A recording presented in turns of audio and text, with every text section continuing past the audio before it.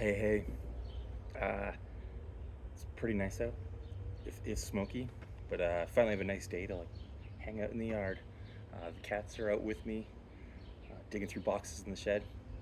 I just did a bunch of book sales. I got some good stuff. I know this is kind of like the opposite of the thing maybe one should do as a reseller, but I'm just going to tell you about the things that I snagged for myself. It's kind of the whole point.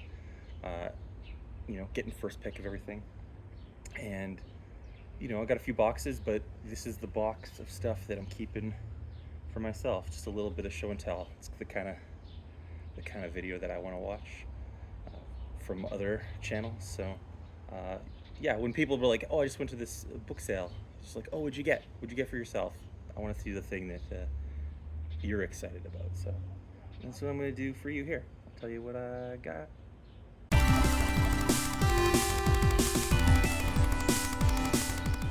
All right, starting us off, Iron Dream by Norman Spinrad. I was tipped off to this one by the book channel Book Build, which I love to watch. Kind of send me the inspiration for this channel as well, but definitely delves deeper into the sci-fi paperbacks than I tend to do. I'll usually read two or three a year, and this is the one. So I've already actually started reading this one. It is a kind of lampoon of Nazism, of Hitler. The positive is that Hitler, instead of forming the Nazi Party, moved to Greenwich Village and wrote a sci-fi novel, and so this book itself is the sci-fi novel written by Hitler's hand. It's curious so far. I don't know if Nazism really needed the lampooning. Actually, maybe in this day and age, we need to show it for the buffoonery it is. But a weird one that I'm pretty sure is long out of print and was happy to find in the wilds. I got a copy of Kobo Abe's Arc Sakura. This is the one Abe I didn't have. So yeah, kind of floored to have found it out there. So I don't know anything about this title in particular. They've all been fantastic so far. If you are a fan of Haruki Murakami, Abe is the real deal, especially if you're kind of like the vibe of those early Murakamis and then are kind of now past his moody single guy womanizer jazz head character that just reoccurs through everything. If you liked the kind of weird Japanese surrealism instead, do Kobo Abe. So psyched about this one. The Bass Saxophone by Josef Swirecki, Czech writer who was exiled for, and I'm gonna read these and kind of figure out the story. I don't actually know why he was, but he ended up in Canada for a long time. So kind of, even though he's a Czech writer, was sort of adopted by Canada, and I won the Governor General for. So I snagged this as well. Engineer of Human Souls. So this one, yeah, was the Governor General winner at one point. This one is kind of like the big hefty tome. Might be scarier. The Engineer of Human Souls. But this will probably be the one that I'll actually get to right away. Bass saxophone. Speaking of Nazism, I think it's said about like a kid who's really into jazz. What's that movie? Swing Kids? Kind of vibes like Swing Kids. That was a cool movie. But the coolest thing about this, I don't know if you can catch that in the light or whatever, but there's a Swirecki signature. So this is kind of one of the reasons I'm hanging on to this one. Very cool. 1984 collection of contemporary Canadian poetry. Kind of the coolest thing about it is it has a lot of the, something like the B.P. Nickel. I have a bunch of the B.P. Nickel collections as well that Coach has done, but just in this nice edition is really nice. It has all these fantastic author photos here. Like, look at Bill. Look at Bill looking incredible. Love it. This was gonna be a flip, but then I'm starting to treasure this era of Coach House. So This one's a debate. I might just have to keep it for myself, unfortunately, for people who wanted it. I got a copy of Haroon and the Sea of Stories by Rushdie, recently recommended to me.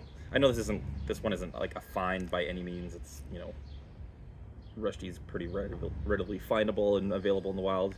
But I just got this nice hardcover, kind of recommended to me because I was talking about what I deem the invisible cities genre, you know, sort of Borges, Talan Ubar, or, you know, Calvino, obviously, or Dictionary of the Khazars, that kind of stuff. That's sort of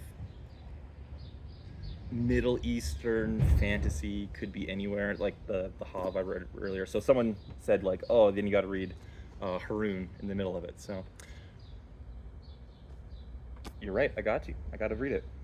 A hole in my knowledge. So, but a nice hardcover edition, published by Granta. He did it. Got Isherwood's Prodder Violet. You'll see Single Man is the one I tend to see quite often. This is just like a nice vintage copy. Just a quiet gay writer that I wanted to keep. I'll probably get to it pretty quick. Speaking of Borges, this copy of Dr. Brody's Report, just a nice paperback NAS edition. I do have another copy of this, but I end up collecting Borges just because, like editions I don't have. Not that these are like exceptionally collectible, but for my brain they are. So this one might be a keep, even though I have a copy. Okay, I thought this one was really weird. Anthony Burgess wrote a book about like the philosophy of going to bed. So it's actually just like a very beautifully illustrated edition. Like there's like all this like notes about the representations of going to bed in art, and it's a very curious book for someone who, you know, well, most known for Clockwork Orange, to just like write this sort of like quiet bedside book. So this is like why I love going to book sales, is you find stuff like this that if you're that kind of collector, you need it. I needed it. For me, this was like my find of finds at the sales. Alfred Yari's The Super Male in just this nice vintage edition. This one is semi-collectible. I think Exact Change has done a republish of it, so it should be findable as such, but this edition I think was semi-collectible. You know, nothing crazy, maybe like worth $40 or something, but oh, to find something like this. If you're unfamiliar with Yari, very curious and weird, sort of adjacent to the surrealist, you know, called himself a pataphysician, but not a lot of people know what that term means, so think Dadaist or surrealist, and in that vein. I'm no Yari expert, but to have found this is pretty nice. Nothing too crazy, but more Duras. One I don't have. Outside selected writings, it might be essays and like journalism, magazine writing, that kind of stuff. So not her novellas, but I tend to just collect all the Duras I find and try to get through it. Cool one to find.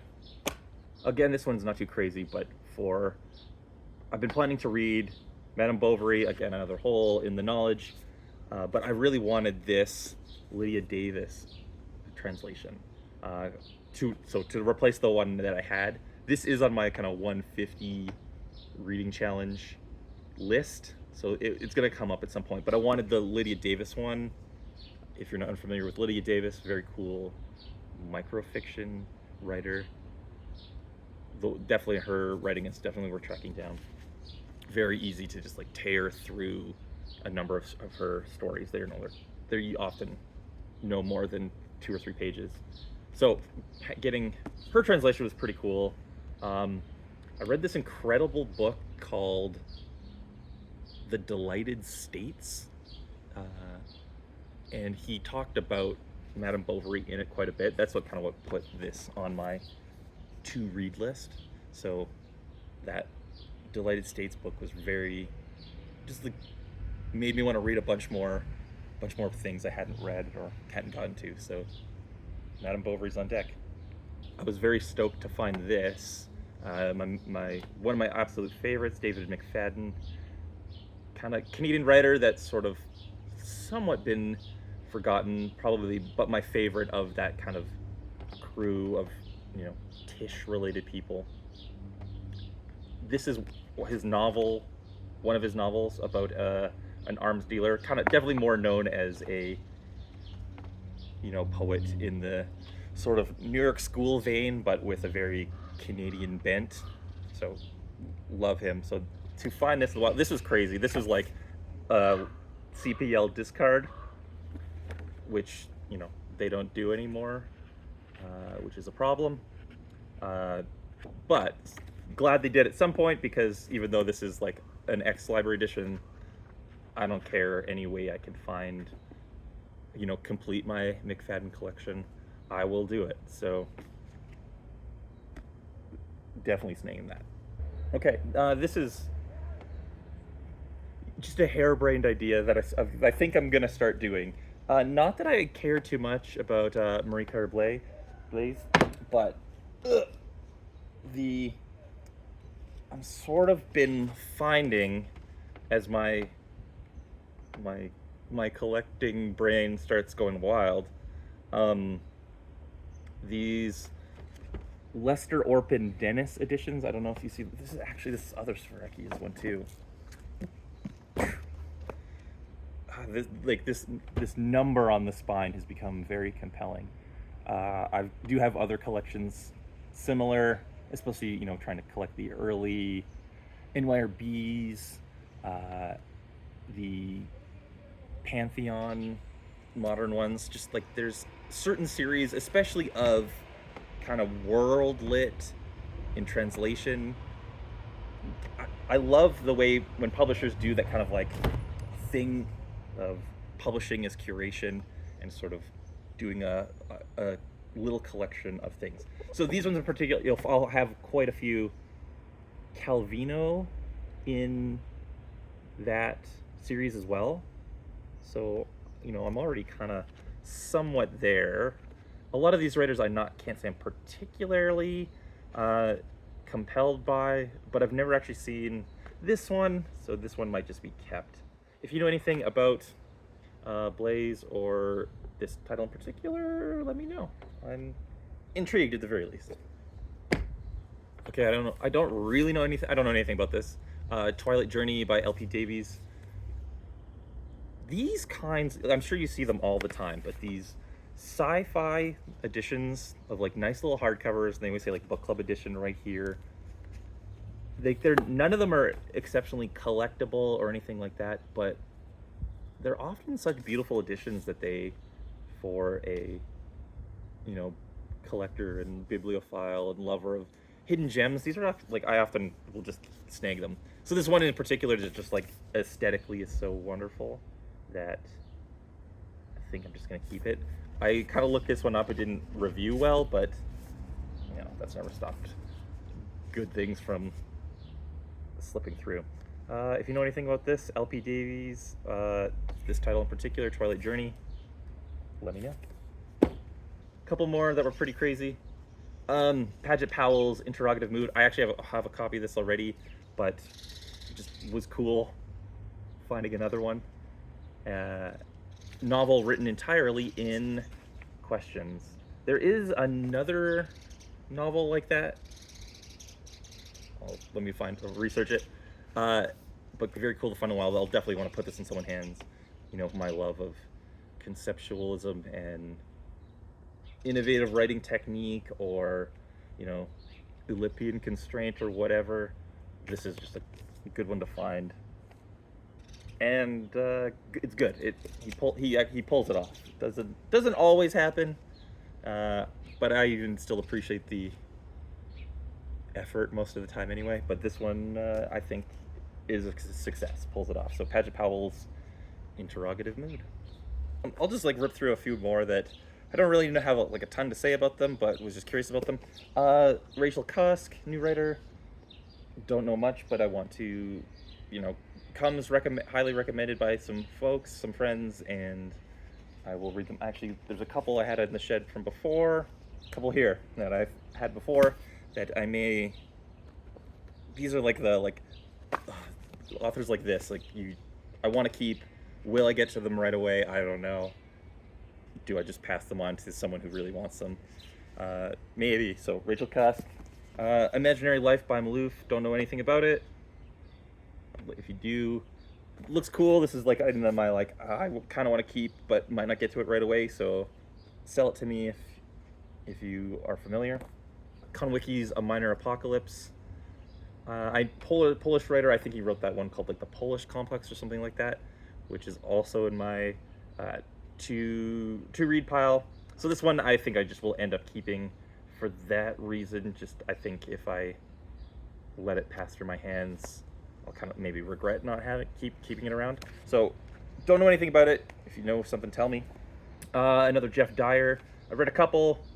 They're pretty good. His new one that I was reading is kind of bad. It was kind of became a did not finish. I really liked the D.H. Lawrence one. That was pretty good. I do have a couple others in the thing, but this one I'll probably just end up keeping for myself, just because. Yvonne Klima's Love and Garbage, kind of like that Maloof. I don't know it, but when I see these kind of like this era of vintage of something I'm not familiar with, I kind of trust them as like a, you know, as a recommendation of the covers. You know what I mean? Love and Garbage. If you know much about this, let me know. I think it's. I mean, on the back, this is like a Sfereki episode video compared to Sfereki on the back, so kind of neat. And this is my last to keep. Why you should read Kafka before you waste your life. I read. I've read some Kafka, but kind of the figure is just as interesting. I read a really compelling kind of biography called Is This Kafka? Which is kind of just goes through trying to rediscover who Kafka is through a bunch of objects and ephemera related to him, and it was cool. So I enjoyed that. So even just this cover design alone, dear God, so good. And there you go. There's my book haul. I don't know if, you know, this is the kind of video that people want. You know, I'm kind of just going like, oh, here's what I snagged that I won't share with people, but I don't know. That's what I want to see. That's what I want to see, people excited about the things they snagged. Not that I ever needed any more books to add to my to-read piles. You know, this will be another half of year of even not getting to it, but that's why you collect. That's why you always find the thing that's enjoyable and compelling and finding a hidden gem. And so who knows if any of these are even good, but we're gonna find out. Thanks for watching, everybody. I hope you enjoyed the video, just showing off a couple of things that I picked up. I hope my excitement is a little bit compelling. Maybe you know some of these, let me know, check them out. If there's any of these that are compelling you, go check them out. If you found any cool books in the wild as well, let me know. I'm always interested. I love to find a hidden gem, and maybe there's one in here. Oh, who knows? Thanks for watching. See you later.